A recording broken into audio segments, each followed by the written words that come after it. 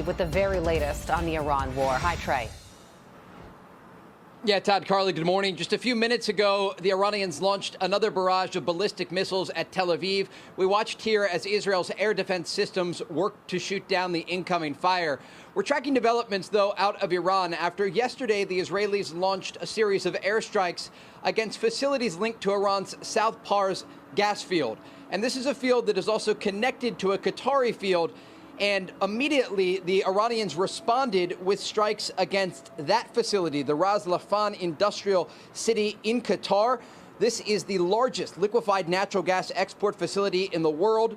And according to officials there on the ground, as of 7 hours ago, 2 out of the 3 fires caused by these blasts were controlled, but that severe damage was reported at this critical natural gas facility. Now, President Trump took to Truth Social to say, quote, Israel, out of anger for what has taken place in the Middle East, has violently lashed out at a major facility known as South Pars gas field in Iran. He went on to say there will be no further attacks against this facility, but it does raise major questions about the escalation ladder in this conflict. It comes as Iran launched more attacks against Israel overnight. Sirens were sounding across the center part of this country. Interceptions taking place overhead. You can see here some of the incoming fire over the skies of Israel. And we also know that overnight, at least 4 people were killed, 3 in the West Bank, Palestinian women who were at a salon, and 1 person killed in the central part of this country. A spokesperson for the Israeli military spoke about the air defense systems that are currently in play to shoot down the incoming fire. We have air defense systems. I can already say they are among the best in the world. This is proven. Unfortunately, the defense is not airtight. We use our systems to intercept these missiles. These cluster missiles are a war crime if this terrorist regime targets them at population centers. There is no difference from a regular missile except for its dispersion.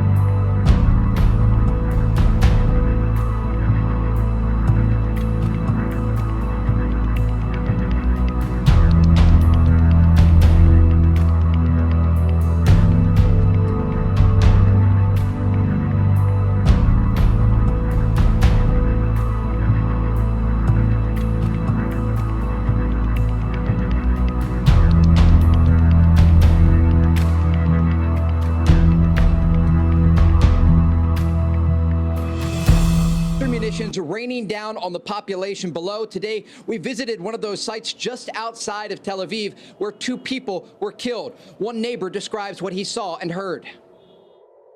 And I hear one boom, very strong, and the light, it's up and down, all the glasses. I hear all the glasses. I tell my wife it's out, and it's in the house. He tell me, don't open the door.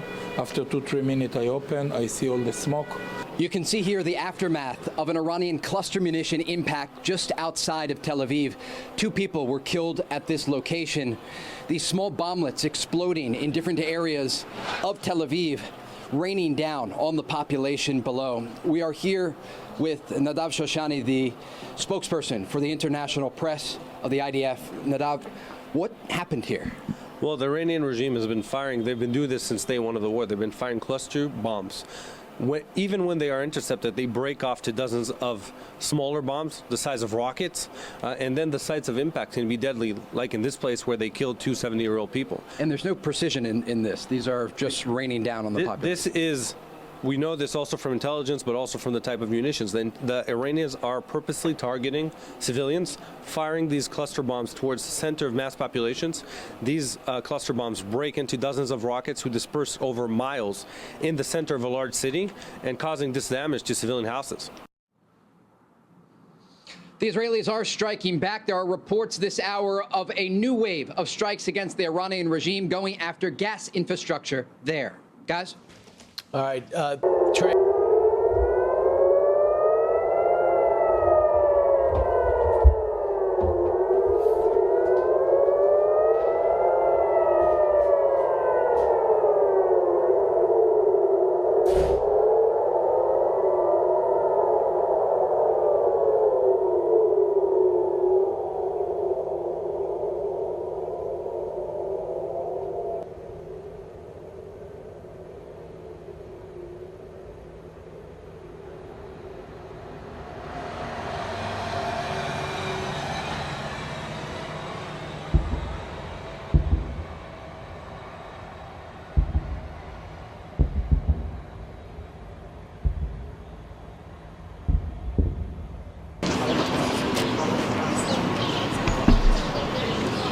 Has dozens, between 20 and even up to 80 of those rockets. And when people say smaller rocket, this is the result. We're standing in an apartment in central Israel where two 70-year-old elders were killed by one rocket out of a cluster bomb. This cluster bomb was fired by the Iranian regime towards a center of mass population, firing dozens of rockets towards the civilians, targeting purposely the civilians. This is a war crime by the Iranian regime, both targeting the civilians, both using this indiscriminate type of firing towards civilians.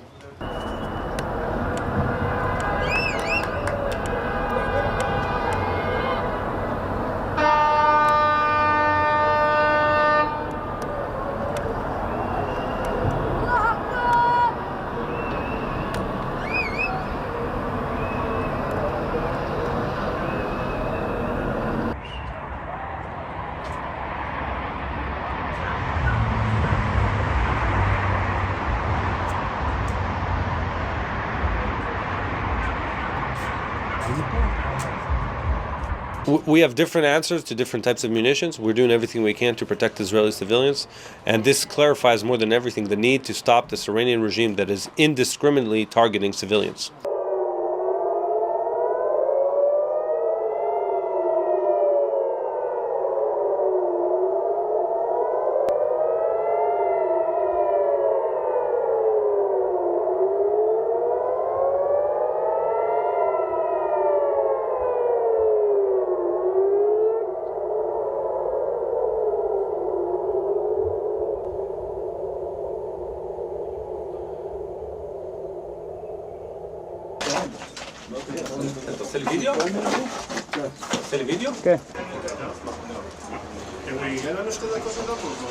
We're doing everything we can to intercept the missiles as high as possible to minimize the damage, and we have different layers. The most important and most effective is offensive capabilities. We've been degrading their ability to fire missiles, active defense systems, and the passive defense systems, sirens and people going to the safe rooms. The combination of all of that has had great success, but still not perfect. People in Israel have to listen to the Home Front Command guidelines, and this Iranian regime must be stopped.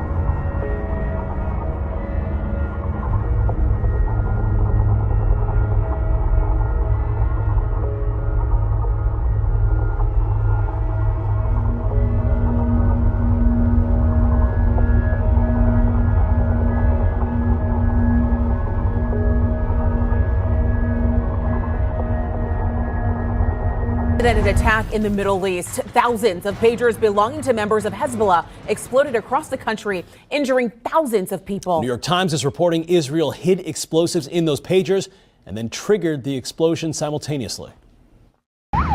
This morning, schools across Lebanon are closed after an unprecedented attack involving thousands of pagers held by Hezbollah militants that exploded simultaneously.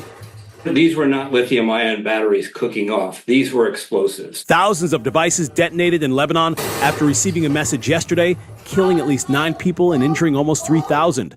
Hezbollah saying as many as 11 of its members were killed.